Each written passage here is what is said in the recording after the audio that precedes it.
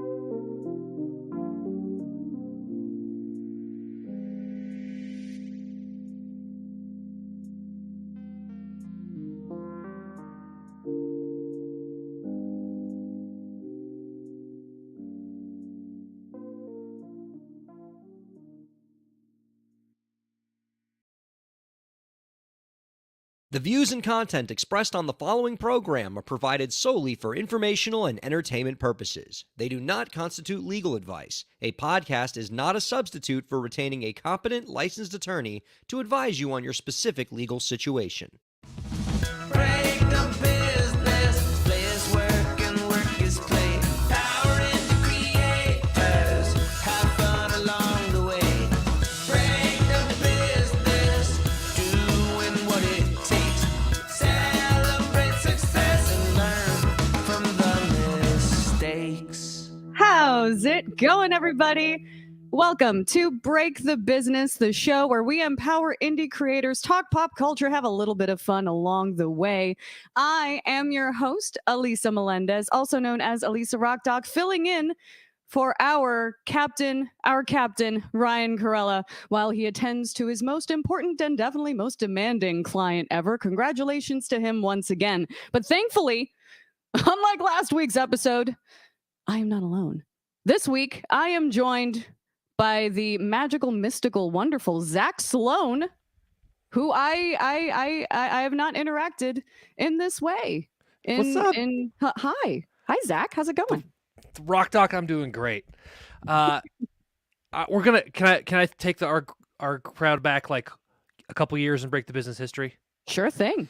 I was first introduced to you, not like in the introduced me. You introduced to your content on this podcast when I got to hear, oh yeah, by the way, this Rock Doc crazy person is defending their dissertation. And I was like, this person is certifiably insane and I want to be their friend. So I'm glad I get to do this. Yes, and I defended my dissertation. I graduated and I have the student loans to prove it. Yes. But I still get to be called doctor in very, very, very, very limited circumstances. So that's something. And that makes it all worth it, doesn't it? I'm really excited today because our guest today is Adam Blank, CEO of Blank Records and the founder of the Live at the Print Shop online concert series. That, in looking at it, I've actually been really, really stoked to ask him about this show series and just kind of the cool stuff that he's been doing in his community. So that's going to be a really, really exciting part of the show. I know, Zach, you've got some awesome stuff to talk about. However, the Weird Al faithful, I'm talking directly to you. I have grown up with this human. I am not ashamed to admit, I am in fact very proud to admit that so much of my songwriting career and so much of what I do in my own songwriting comes from this man, Weird Al Yankovic. A parody artist extraordinaire, subject of our host Ryan's dissertation, in fact. Weird Al Yankovic, parody artist extraordinaire, is coming out with a biopic. We have all of these awesome biopics about all these different artists. We got the Elvis one that just came out. But I think the most important music biopic of the decade, maybe the century, is coming out in November. In fact, we have an actual date today. The poster and the date dropped. It is November 4th. It is called Weird, the Al Yankovic Story, and it is slated to premiere on the Roku channel November 4th.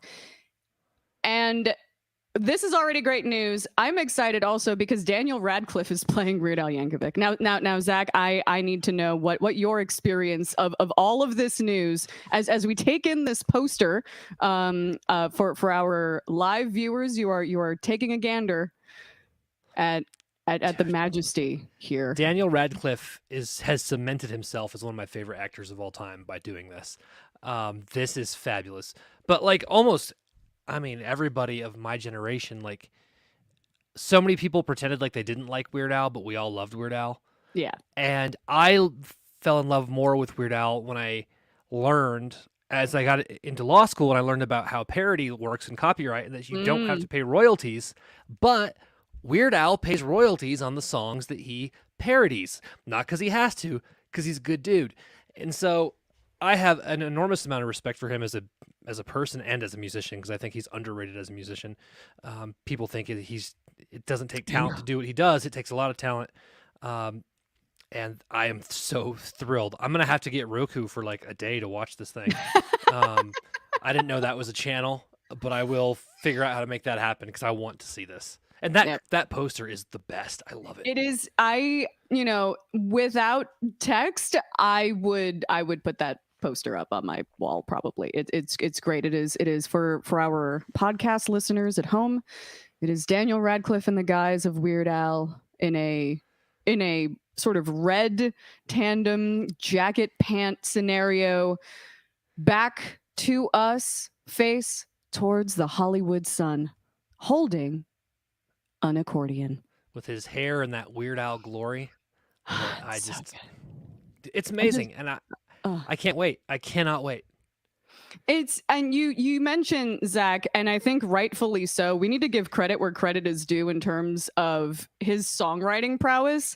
So much of what I love about Weird Al is not so much the parody itself, like on its face, but think about the way that you have to arrange a song in order to get it to sound recognizable in polka form, and then medley that with other songs of that generation of completely disparate genres and make the transition seamless. That's one thing. But in terms of like lyricism and like the way that the parodies work, the reason that they work so well is because of this thing called like scansion, and the idea of like the line that he writes kind of matches perfectly in terms of like syllables, vowels with the original lyric, which makes you attach to it so much harder. And it is doing that is so much harder than it sounds. And like shouts to him. Everything I learned about being clever lyrically, vocal scansion, vocal layering, like beautiful harmonies in some of these tunes, everything I learned came from Weird Al. So Weird Al shouts to him. Dude, I can't wait. I'm going to date myself. I remember watching the Weird Al Behind the Music on VH1 back in the day. Iconic. And it's my favorite episode. If nothing, when he starts pretend crying over Napster making him buy the medium-sized jacuzzi. Nothing. Yes. And then Napster came, and I had to get the medium-sized jacuzzi. And also, like one of the biggest sort of compliments that you can get from an original artist with a parody is, I think it was like Mark Mothersbaugh from Devo. In regards to Dare to Be Stupid, which wasn't a direct cover of a Devo song like Whip It. It was more of a covering the style of an artist. And when you can do an artist style almost as good or better, and you can get the original artist to be like, I hate you. Yeah.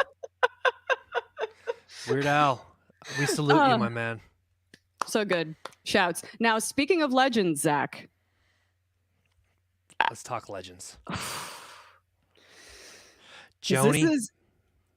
if I were in this situation, I don't know whether to cry, puke, faint, pass away, all of the above. Maybe not even in that order. Like, talk to me. This is wild.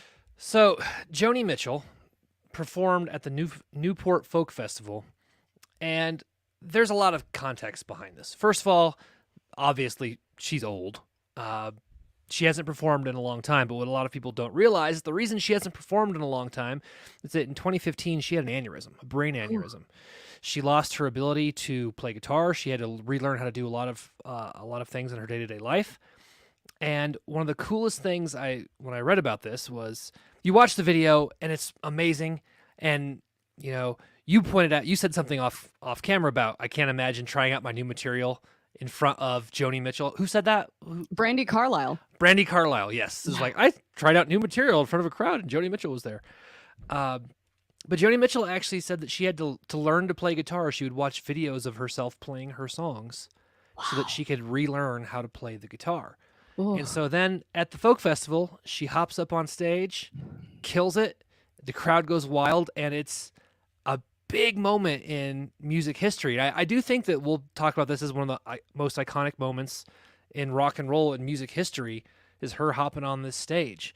Younger listeners, if you don't know her stuff, do it. Like if you're into Stranger Things and you like Kate Bush, go back further. Joni Mitchell is, you can draw a straight line from Joni Mitchell to Kate Bush. So go back and listen to it. It's fabulous. And the article from NPR, which is unfortunately has a terrible title, but the title is good, but the web address is bad. Yeah, is a fascinating read, and it's completely worth your time. It's not that long, but it really puts into perspective what this artist had to go through just to get on stage and do what she has done for her entire life. And it's heartbreaking and empowering at the same time. So I encourage everybody to take a listen to that, or take a read of that, excuse me. Yeah, and I can't imagine being someone who is enough of a folk fan to attend the Newport Folk Festival, right? Oh my, yeah.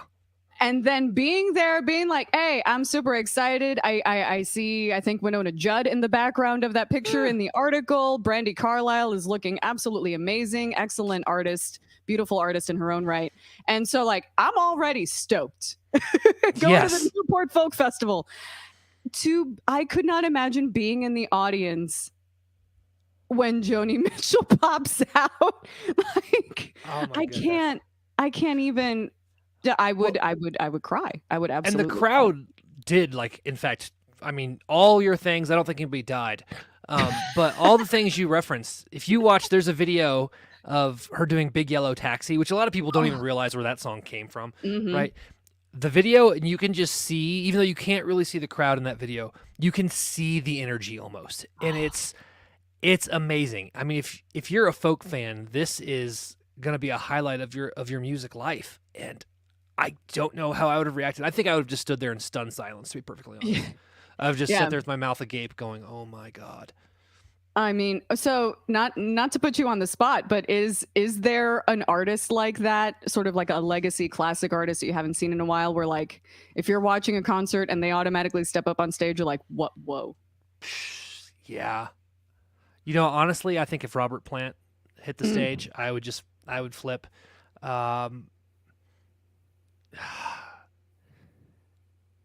Probably Robert Plant. You want to hear my ridiculous story of the one time I've actually been starstruck and how ridiculous it was? Please tell me.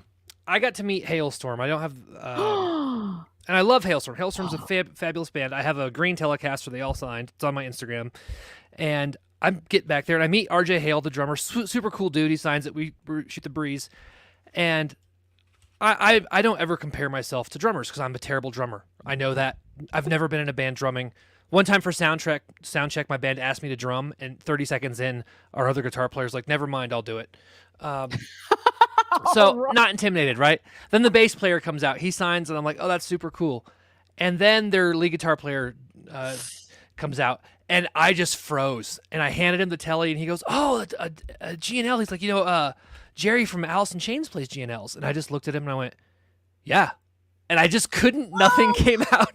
Oh, no. And then it was just like, I was like 35. Oh no, that'll do it to people. And it was just funny. It's like he was the one that, like, when I watch Hailstorm or listen to Hailstorm, I compared myself to him because I can't sing like Lizzie Hale. Neither And can I can't play guitar like Joe Hottinger either. But it was just funny, and to be like, I am in my 30s flipping out like this. It's hilarious. At least I didn't cry or puke. No. I have not cried. I have not puked. I think I did sweat more than I felt comfortable with the first time I met Aisha Tyler. Really? Yes. And I was like, hi, I love you. And I think you're great. I think that was probably all I could muster. I was working a San Diego Comic-Con event for Ubisoft like many moons ago, like a decade ago. I was working this event and like showing off a bunch of games in this like private like little club area, and they would just run random celebrities and like random folks through, and they was just like, that's Aisha Tyler playing Rayman. Hi. That's super cool. I hope you're enjoying the game. Look at it. I don't think I was able to actually get any words out. I think the only words I was able to get out were, may I please take a picture with you? And I think you're great. I think that was about it. I love that our starstruck, psychosis emanates in the same way. We both just can't talk. But this is another reason I was really excited to get to talk to you, is because you have this background in the video game industry, and you just talked about working with Ubisoft, and I know you worked on Borderlands 3 with Gearbox, and I am actually about to start playing Borderlands 3 for the second time. And you are the voice of the villain, for all those who don't know. But one thing that just dawned on me that I think you and I might be able to nerd out is the crossover between rock bands and nerd stuff like Comic-Con. And one of my favorite new bands, who's not new by any stretch, is Coheed and Cambria, who used to make the run, and I think they still make the run at all the Comic-Cons. But I love seeing that type of crossover between music and what is, like air quotes nerd culture, even though I played D&D and we've talked about it plenty on the podcast. What was it like getting to work those type of conventions and see that crossover, that cross-pollination between, the nerd culture and rock and roll and everything in between? It's really cool because it's sort of cliche in, to say like celebrities, they're just like us. But like folks of a certain generation and folks that maybe are like slightly older than us that we look up to, like a lot of us, and especially way more people on the come up now, like video games are just a part of your entertainment diet. And so like, and the same thing with comic books and cartoons and everything. So it's like seeing other folks being a fan of things, it kind of brings things into perspective that like, hey, like one, you're entertaining basically anyone and everyone. And it's hard to think of like a celebrity being a fan of another celebrity or like another piece of media, but like that happens all the time. So it was kind of a cool thing to see a little bit of that like kind of kid in a candy store kind of look on people's faces that you don't necessarily get to see. It's like, in between the sort of faces of like, I got to move from appointment to appointment. This is work or whatever, like blah, blah, blah, blah. This is a gig. But then every once in a while you get someone that's like, sweet. And you're like, yeah, video games are cool. It doesn't matter who you are. So that was really, really a cool phenomenon to see, is that people are geeking out over the same stuff. And it's definitely been more of a prominent thing. We literally have an awesome artist named Thundercat. That's true.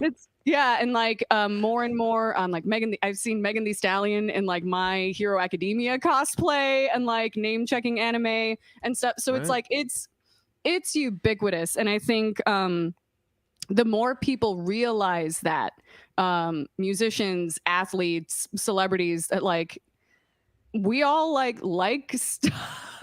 Like they all like stuff too, and they're just like vibing with nerd stuff and playing D&D and video games or doing whatever. I think there are more opportunities for those entertainment properties to match up with maybe like the unlikely celebrity that you wouldn't think was a fan of this. I think there's more opportunity for that sort of thing. I love that sort of stuff. That stuff fascinates me, and now I have to ask you, what's your favorite video game soundtrack? See, I keep bringing it back to music in case Ryan ever tunes into this. Ha! Take that, Ryan Corella. Congratulations on your child. Well, this is what I'm saying. This is news you can use because, hey, as musicians, as content creators, don't shy away from all of the other things that you like separate from the actual art that you're creating. Like, also show off your love for video games if you're a musician. You know what I mean? But anyway, my favorite video game soundtrack. Nostalgia is definitely playing a huge part in this. It's hard to say. There's like more individual tracks, I think, maybe that I like more than soundtracks. But overall, Super Mario World, I think, was one of the ones that had the most impact on me. That castle theme, so good. Yeah, the castle theme, so good. But I distinctly remember it being very, very powerful when I played Gold Cartridge Zelda on the NES. The real ones, no. The real ones, no. And hearing that theme song, right, the iconic Zelda theme song, and then going into Zelda 2, we do not speak of the the quality or difficulty ramp up of Zelda 2, but hearing the way that the theme song changed from Zelda 1 to Zelda 2, but it still contained enough allusion with an A to the first theme that as a kid, I was like maybe like 5-6 years old when I heard this. I was like, this music, I recognize this theme from the first one, and it makes me feel like I'm at home in this game because it's something that I recognize, which is such a, like, obviously it's motifs, it's themes, it's like things that you take for granted, but like that feeling of, oh, I'm back home after, you know, think about it, like years passed probably between these two games coming out. Like that feeling of, oh, I'm back home in Hyrule is like a very powerful thing for music to evoke. So that hit super hard. But what about you? This is nerdy, but or not nerdy, but this is kind of comical. I think Horizon Zero Dawn. Yes. I will throw on that soundtrack just if I need to chill out because some of that stuff is just the orchestral scoring is incredible. Love that. Oddly, the Double Dragon 2 theme from the Nintendo, just like the old school NES. Love that to this day. Can sing that in I sing that in my head. But those are my two big ones. But lately, it's been Horizon Zero Dawn.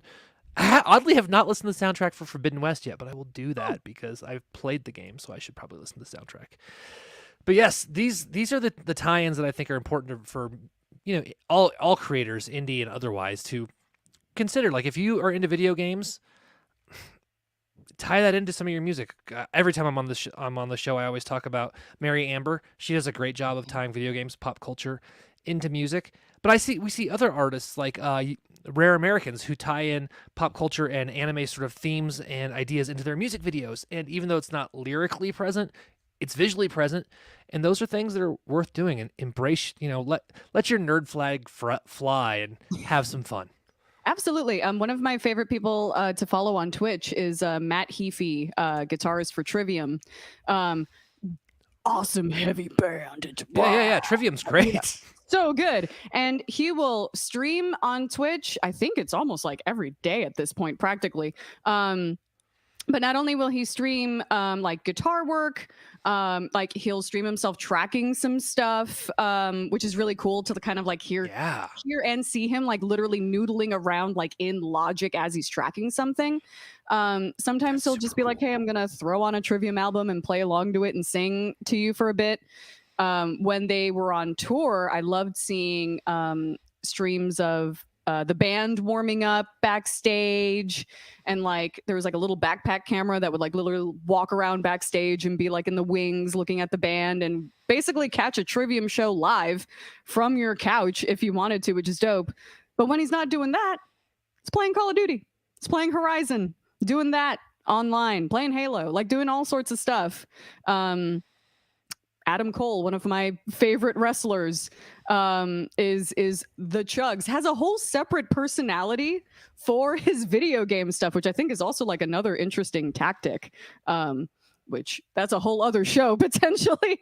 But like embrace it. Don't shy away from it. Don't think that it's going to like split your audience necessarily, because I think that the people that are there for you are there for all of you. So don't shy away from that. There you go. That's advice. Ha! I love that. And I think it's interesting to talk about the idea of Adam Cole having an online persona that's different than, because obviously his wrestling persona is a persona, right? And to just have, that's a really interesting idea that I think I want to chew on for a little bit and think about of how artists can do that. And I also love what you pointed out about Trivium, using online as a way to get an insight into what the band is up to. A Colorado musician who I love, Jeremy Facknitz, go check him out. 2 summers ago, all of his entire tour he had scheduled got canceled due to COVID, except for one show in rural Wyoming. Oh, wow. And he threw cameras in his car and made a documentary out of this one show that he played. That's amazing. It's awesome. But it really, like, I recommend you guys checking it out because it really highlights like the boredom of being a solo, because he's an acoustic player. He's got his band, but for this, he was driving yourself in the van. Him going, setting up, playing, talking to himself on the way home, driving 2 days to play this one show that he was like, I lost money doing this, but I had to do it. It was too much fun. Those types of things give your fans insight into your world, and we love that stuff. So keep doing it and keep being nerdy, please. We need to have more nerds in the world. Absolutely. And like, don't be scared, right? Like, just because like you're a musician and you have some sort of like persona or whatever, like, I think people would be very pleasantly surprised. And you would be pleasantly surprised at how many more people can connect with you once they find out all of the other cool stuff that they're into. If anything, all of these things are points of connection to build community. The world is big, and you've got to be able to make those connections to all the people out there. But speaking of, let's do this. Using online to build community and bridge the gap between musicians and the folks that enjoy their stuff, I'm looking forward to, after this short break, chatting with Adam Blank, CEO of Blank Records and the founder of the Live at the Print Shop online concert series. How's that for seamless? We'll be right back. Ryan Corella here. I hope you're enjoying the show, and I hope that you're getting a lot out of it. I do what I do because I care about creators like you. A lot. I've dedicated my career to helping creative professionals, entrepreneurs, and organizations move forward. I do it by hosting this program, and I'm also proud to do it in my legal practice. If you're a creative professional looking for solutions-oriented legal services to help you further your goals, I'd love to help. My firm RKPA does contracts, commercial law, copyright, trademark, and more. Visit rkpalaw.com to learn more. That's rkpalaw.com. Ryan A. Corella, PA, Miami, Florida.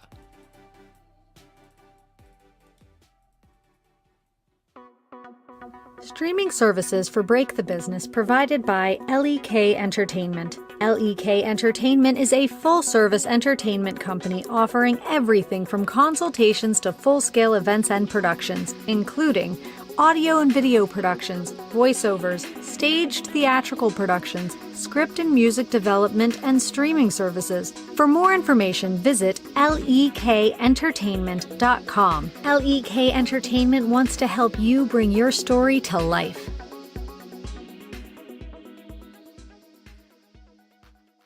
Thanks for supporting Break the Business. If you have a question or topic that you want us to discuss, email us at breakthebusiness@gmail.com. You can follow the host, that's me, on Twitter at RyanKAIR, and you can follow the show at the BTB Podcast. Be sure to subscribe to the show on Twitch, YouTube, and Facebook, and on all major podcast platforms. And now, let's get back to the show. Hey! Hello, everybody. Our guest this week is a music executive and the CEO of the music promotion and production company Blank Records, and is a board member for the Georgia Council for the Arts. He is also the creator of the popular Live at the Print Shop online concert series, which has hosted interviews and performances from artists such as Sammy Ray and the Friends, Sean Mullins, and Collective Soul, which I'm very excited to talk to him about. You can find out more about our guest's work by visiting blankrecords.com and liveattheprintshop.com. We are so excited to welcome Adam Blank on to Break the Business. Hello, Adam. Hey, how are you? Great. How are you? Thanks for having me. Can you see me? Yes, we can. Okay. You look great. All right, Love how are your you? accent. Good, good. Thanks for having me. What an Of intro. course. Ah, Yeah. thank you. Thank you. I'm used to interviewing people, not getting interviewed. But you know what? Recently, I've had like 3 of these things going on. So I like just hanging back and you being in the hot seat for once.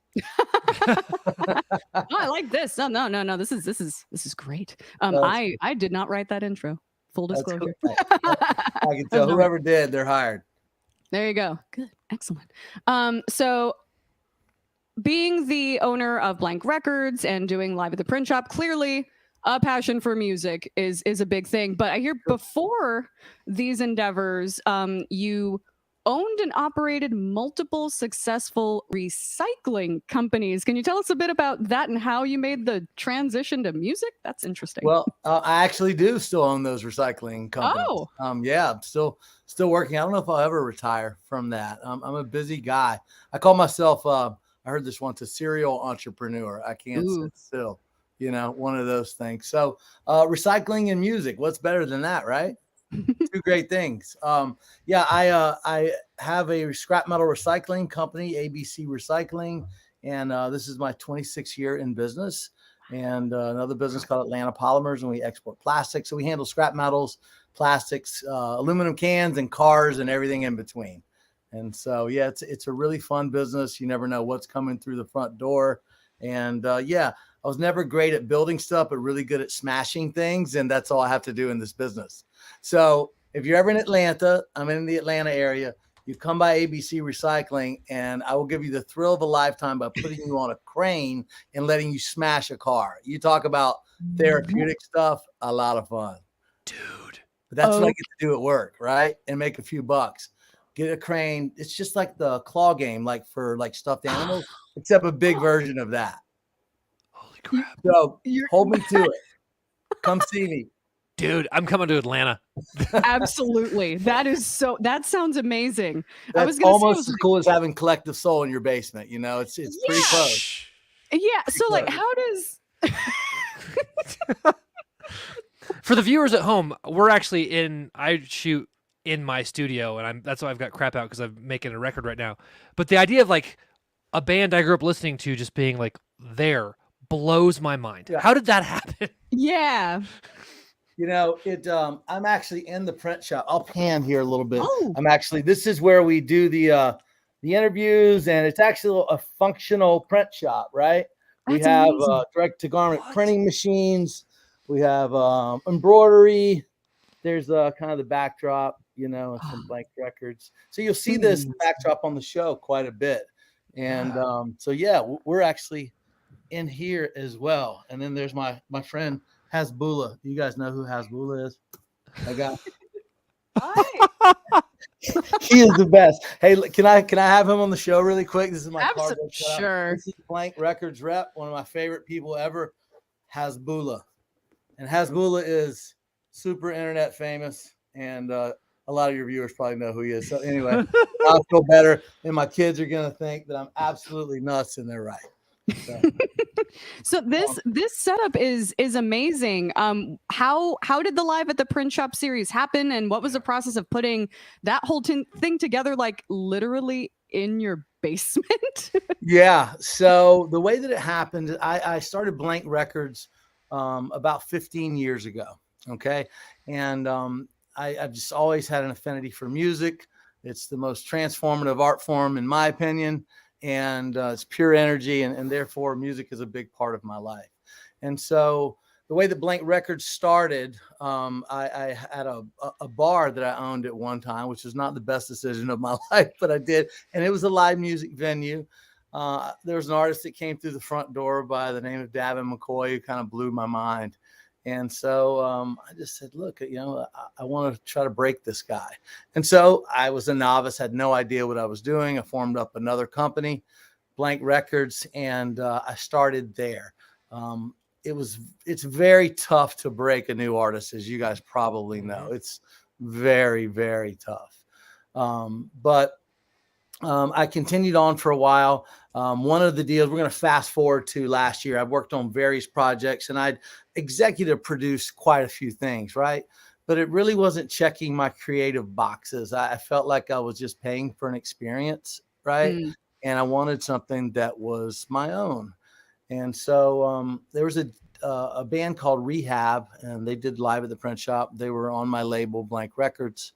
I had a deal with them. We were going to get into the merch business together, and the deal fell through at the 11th hour. Now, meanwhile, I was being all the Adam I could be, and I bought all these machines. I was going to bring it in-house in my guest house, and I created this room with this like 70s retro vibe. And once the deal fell through, I'm like, what am I going to do with all this stuff now? And it just popped in my head. Live at the Print Shop, music, I'm doing it right here. And I called a friend of mine, Angie Aparo, who's a fantastic artist. And he came over here and shot a pilot episode with me. And I haven't ever stopped. I just kept going. So there's really no roadmap. This was not pre-planned, nothing like that. I literally was just trying to make lemonade out of lemons, so to speak. And man, what a great decision that was. That's awesome, Zach. I know that I'm gonna throw you in here. I know that there were a couple of artists that you wanted to kind of name check as part of the series here. Yeah, so I was really interested. So Sean Mullins, let's start there. Everybody knows Sean Mullins' hit.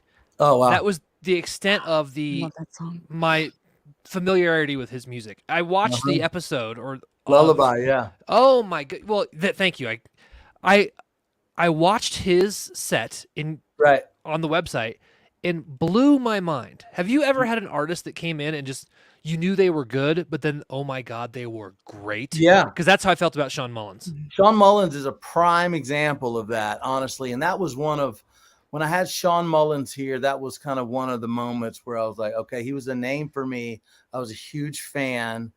We reached out. He knew I was an Atlanta guy supporting the arts, and he decided to come over and do the show. But to your point, he blew my mind.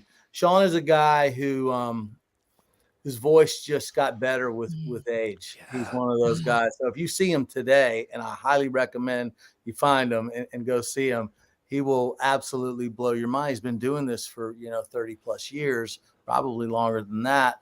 And he is a fantastic person, and he's a hell of a singer. God, has he got a great voice, and he can play the guitar. His songwriting chops blow me away too. Like the guy is a well-rounded artist, but he's not the only well-rounded artist. I mean, we already talked about Collective Soul. I watched the David Ryan Harris video. That was fantastic. Have you had? And I'm not asking you to pick your favorite, but what are some videos you would recommend that people who are new to your site go check out first?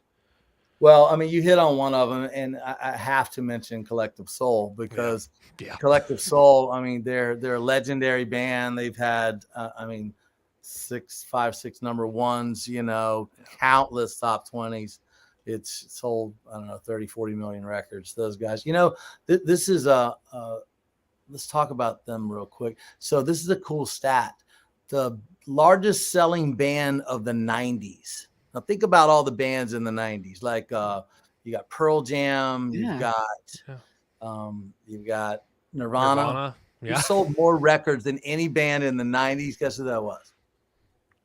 Collective Soul. Can you believe that? Wow. You might need to check me on that. Someone said it to me, and I believe I researched it. But Collective Soul was one of those bands where they're like, oh, I know that song. I didn't know the name of that band, right? Yep. Mm-hmm. They are that band. You hear their stuff in the grocery store. You hear it everywhere you go. I'm just looking at my wall of CDs, and they put out a lot of albums in the 90s. Yeah, they did. They didn't stop working. Bangers. They had some bangers. They did. And they have become, Ed Roland has become like a brother to me. And we met him, we met for the first time here. And so that for me is definitely a highlight of this film. Of this show, just because having that guy in my life now is really, he's been supportive. We support each other, and it's just a great relationship. But let's talk about the music of Collective Soul. The music of Collective Soul is legendary. And that really blew my mind when they're playing December, Shine, Gel, all of that in the set down in my basement, right? It's mind blowing. And we recently just had them back to film some promo for their new record, that's coming out. It's coming out August 12th, and it's entitled Vibrating. So new music from Collective Soul coming out, and we shot some promo video for 2 songs called Cut the Cord and All Your Pieces. And they're going to be using that, probably rolling it out for promo in the next couple of days. So when you see all that, you'll know it was filmed right here live at the Print Shop studio.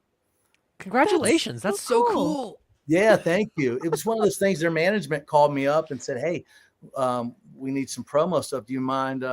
We'd like to use you guys and come over there and shoot it." And I was like, "Wow, this is kind of just opening up all these other neat little doors, to it's unbranded print shop stuff, but it's really cool to be able to create content for people that are friends of mine now, That's amazing. What now you mentioned Atlanta, you mentioned Georgia. Very, very specifically, I know that Georgia has been blowing up in terms of being just an entertainment city. Very few shows I watch without seeing that little Georgia peach being credited there at the end. So what does it mean for you to be doing what you do in Georgia and in Atlanta specifically? Well, I mean, Georgia is my home. I was born and raised in Georgia. I went to high school in Jacksonville, Florida. I got, 14 years old. I got booted out of the house, and they're like, "You're going to boarding school." I wasn't that bad of a kid. It was just a weird situation but anyway, Georgia is my home, and I'm very proud to be from Georgia. It is just such an eclectic place. It's so rich in the arts, for sure. You mentioned all the production that's going on here in terms of film, video, music. I mean, there's some legendary people that are from Georgia. Just the roots of that music alone, Otis Redding, Little Richard, people like that out of Atlanta, the Allman Brothers, all of that stuff that kind of happened down south of Atlanta and even Athens, Georgia, with REM, B-52s, all of that kind of vibe that's going out. Driving and Crying, who are local legends and great friends of mine here. They were the first show that we put out. We've got Sean Mullins, Michelle Malone, who is unbelievable.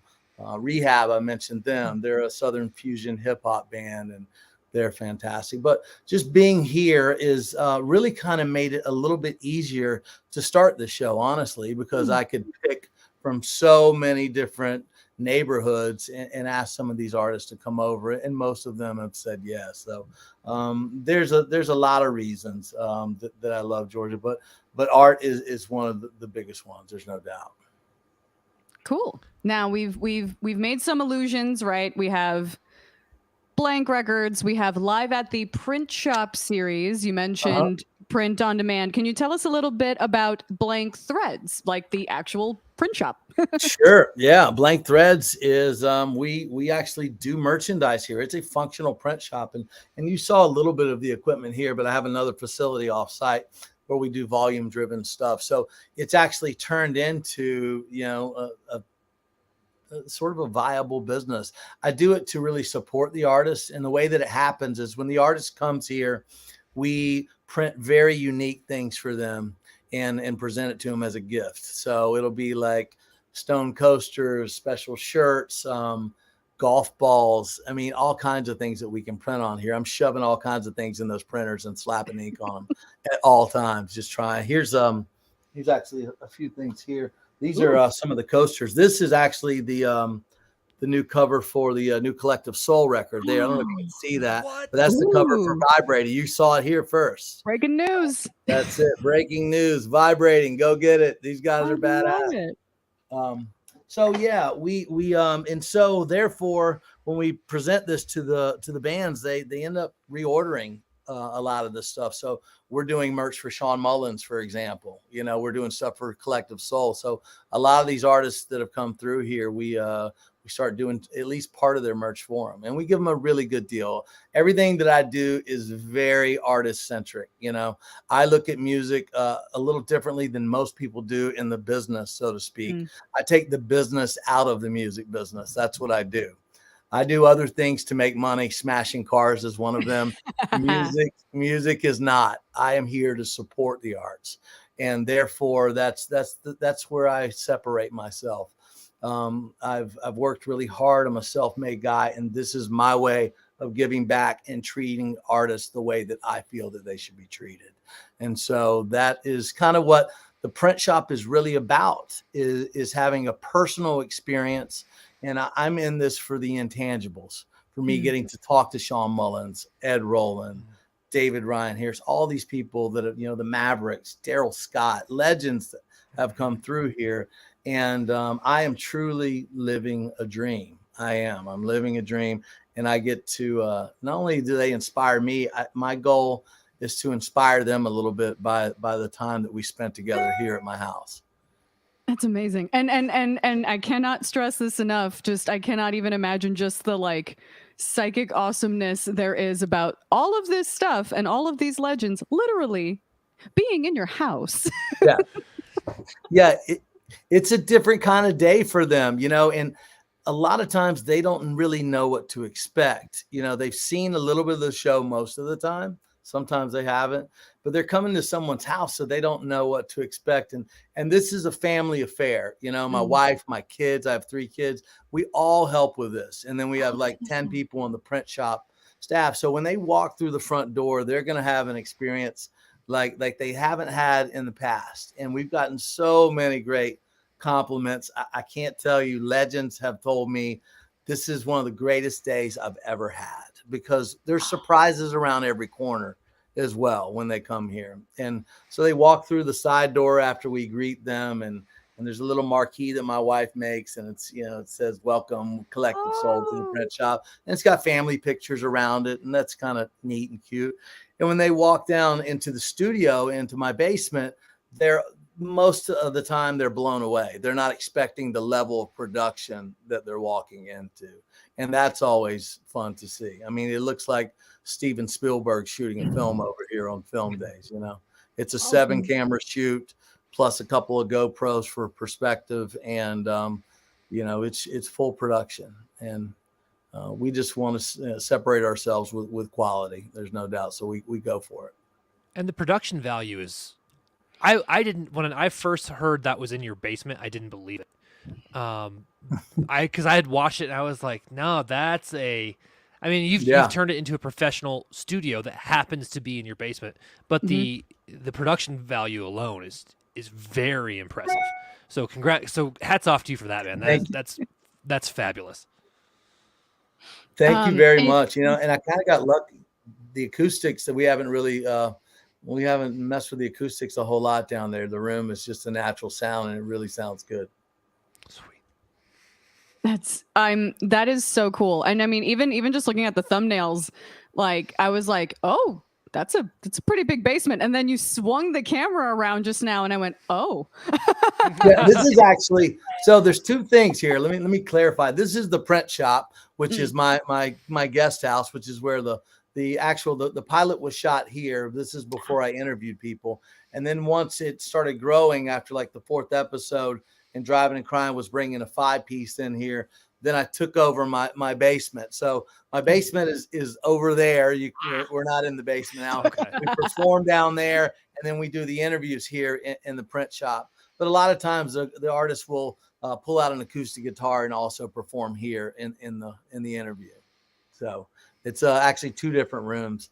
The first time I started interviewing someone, I actually interviewed in here, and I shot the music in here, and it just looked really weird cutting back to an interview in the same room, so I broke it up.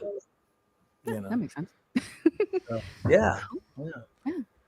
Zach, I want to let you take this last question, because it's oftentimes the most important question of the show. I feel like our producers in your ear are making fun of me for forgetting to do this one time when I was doing an interview. I think that's what's happening. No. But Adam, we appreciate you coming on the Break the Business podcast. Everybody go check out at the print live at the print shop. These are things worth watching. But I got to ask you, do you have one final piece of advice that you could give indie creators to help further their careers as independent musicians or creators of any kind? Yeah, I do. I think, and Ryan's book hits on this a lot, do it on your own. Do it. You have all the tools that are necessary. You don't need a record label. You really don't. All the tools are right in front of you. I have a record label. My record label is different than any other record label in the world. I give it all back to the artist. This is, we can focus on that at another time, but that's what Blank Records is about. Our mission is to give back. I do other things for money. So this record label is like no other, and do it on your own. Do it on your own. You can do it. I mean, you're going to need a little help from your friends, but signing a record deal for the most part is you're sealing your own fate right there, because you can never recoup all the money off of a royalty deal with things that you're never going to imagine that are going to come up in the past. There are tons of horror stories out there. Do it. You got the internet. You can market yourself. Go out there, keep creating, and kick some ass on your own. I love this. This is fantastic. It's the truth. Thank you so much, Adam. It was a pleasure having you. I'm looking forward to one day joining Zach, Ryan, and the whole Break the Business crew. And we're going to go down there and smash some cars. Come on, Yes. smash some cars and rock out with me. I would love that. Thank you so much. This has been Adam Blank, CEO of Blank Records and creator and host of the Live at the Print Shop online concert series. Thank you so much for joining us, Adam. Hey, thank you. Much love. And we have a surprise guest. We do. But first, I did want to point out just how excited. I think I heard Ryan from across the time zone being excited about Adam name checking his book. Yes. During the last part of that interview. That cannot be understated how excited I was. I was like, oh, that's awesome. Yes, that's right. Everybody go read Break the Business wherever fine books are sold. There you go. Even not fine books will have it. True. I got my copy from a CD bookstore, so Yeah. just go get it. Those are the best kinds. But speaking of CD, no. Zach, you wanted to bring on our sort of final guest to talk about. I mean, speaking of just cool things happening in entertainment and cool places where entertainment can happen, right? Yeah. Lauren, are you out there? We talked about Fringe a while back, and you didn't get to go that year, but things are different. Tell us about it. Okay, so I've been heading to Fringe for many, many years. Those of you who don't know, the Edinburgh Fringe Festival happens in the month of August. Creators from around the world all come together into this one small city, and it's kind of like Times Square on crack. Like, there's just tens of thousands of people. I think I wrote in here, there's almost 50,000 performances that are going to be happening over the course of 3 weeks. And we're going this year. So we're back live and in person. And the Break the Business podcast.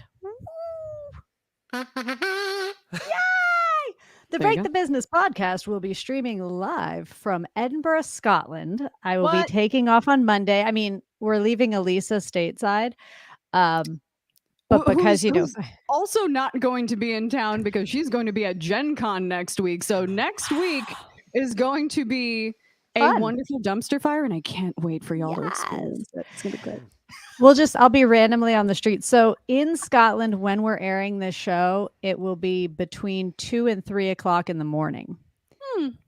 So you will be stuck with me, but I want to find all of these lovely performers and all of these creators and give them an opportunity to showcase what they do and to find out about us. So I'll be wandering the streets and I'll be finding musicians and creators. And those of you who have not need to do some research, because we're going to be heading to the Fringe, which is what it's called. There's Fringe festivals everywhere.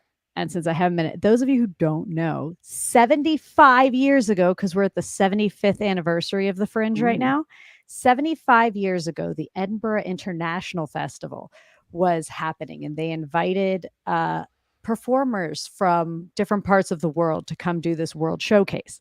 And there were 8 performing companies that were not invited that decided they were going to show up anyway and do their shows along the fringe of the International Festival. I see what they did there. 75 years later, there are now thousands of shows happening for lots of crazy people and sane people too, I think, but they're far less entertaining to watch, for the record. But I found the info and now I'm not seeing it in front of me because there's Dude, that's that. rock and roll. I love it. Isn't it exciting?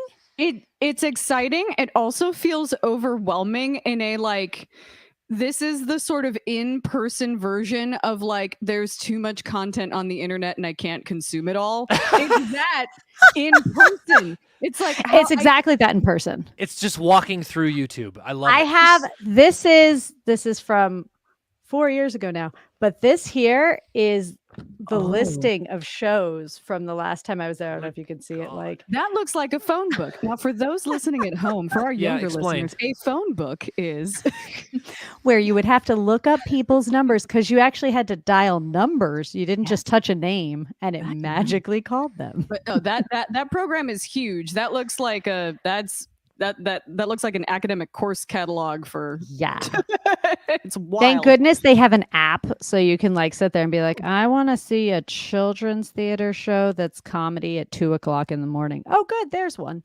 Like this is my life. Are like any of these performances streamed anywhere for like folks to check out, or is it just one of those like you got to be there? You got to be there normally. Though this year I did see that TikTok is the official virtual venue. So there is a virtual venue this year, and that means that all of you who are interested in doing Fringe and getting that kind of exposure that you can kind of only get there, you can do it digitally and you can sign up your show or your band or your whatever. And they said that they're going to have 2 giant screens up on the Royal Mile, which is kind of like Times Square.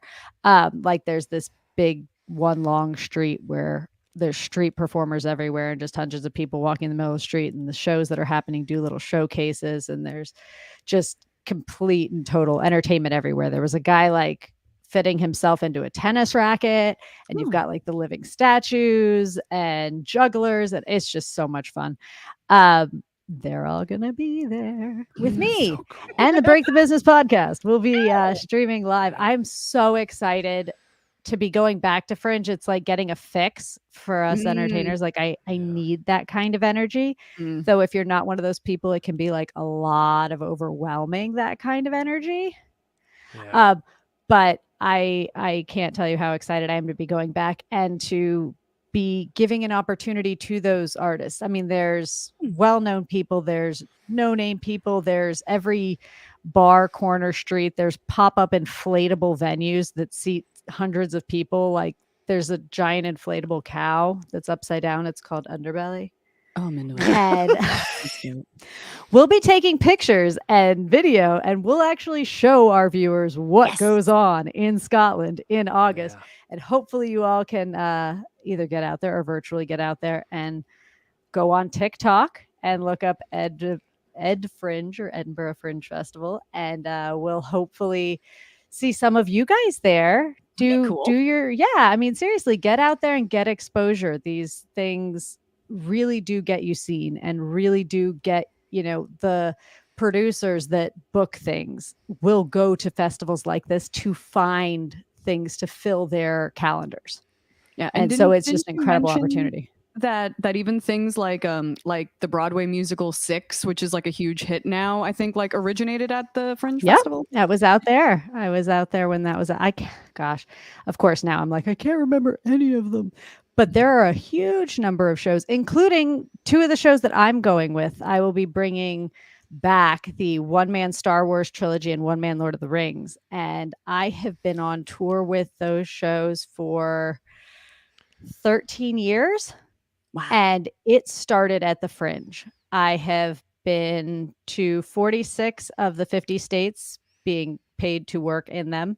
I've been to Malaysia, Brazil, Hong Kong, Canada, you know, all these places, Scotland, through work that was an independent show that started at the Fringe. So like the opportunities you can get by bringing your music, your show, your whatever to this festival or to any festivals like this is really just an incredible opportunity. So I hope that our listeners look into it, and I hope that we find new viewers and listeners when we meet all of the creatives out there and give some exposure to them, because I think they deserve it. Absolutely. And We're going to empower those indie creators. And when it comes to indie creators, that place looks like fish in a barrel for you. So have a ball, and please stay hydrated and get plenty of rest. I have my Camelback already. Like I'm gonna be walking and sucking on it the whole time. I cannot even imagine the jet lag. I don't know what the weather's gonna be. Cold, like, 40s for those of us in Fahrenheit. Good. It's like the high is maybe 70 and the low right now is like low 40s. So it'll be beautiful walking around. That's kind of delicious, and actually. rainy, super rainy. But it's I love leaving Miami heat in August and going to Edinburgh. It's like Miami in the winter. It's beautiful. Hey, Lauren, I know because RockDoc isn't gonna. She's gone next week, but I haven't got my plane ticket yet. Were you not gonna let me go this year? Or you know how much I want somebody else there to make sure that like releases are signed and like hold a camera. Do you have any idea how expensive it is to get to Edinburgh during the Fringe Festival? It's like if you go in July or like September, it's like a quarter of the cost. Jeez. All right, then you're off the hook for not sitting next year. But Ryan is toying around with the fact of bringing more of us next year. So let's all hope it goes really well this year. All right, I'm gonna wrap it up and kick you guys out. Well, kick you out. I'm gonna kick myself out and let you guys wrap up. But I'll see you guys next week from Edinburgh. All right. All right. Bon voyage in advance. All right, folks, that is going to be our time. I want to thank you, Zach, for joining me. I literally could not have done this without you. Yes, you so thank you. Where can people find you on the internet? I am, according to Ryan Corella, the nicest follow on Twitter. It's just at Zach_Sloan. But you can find me at ZachSloan.com. That'll take you to all the places. Perfect. That is Zach, no C. With a just Z-A-K. Just Z-A-K, baby. That's all you need. That's all you need. Thank you so much, Zach. And you can find me at ElisaRockDoc on literally all things. If it exists, I probably squatted on ElisaRockDoc at some point on there. Find me on TikTok. I'm having way too much fun on there. Find me on Twitch there as well, doing more acoustic shows, as well as showing off my love for video games. Come on, walking the walk. I want to thank you all, Zach, Lauren, Adam, Blank, and all of you. Thank you all so very, very much for hanging out with us tonight at Break the Business. Remember, listening to this show counts as working on your art, everybody. So have fun. Congratulations on working on your art today. Stay indie, stay creating, stay safe, stay hydrated, and no matter what you do, always be sure to rock on. Mwah! See you next week.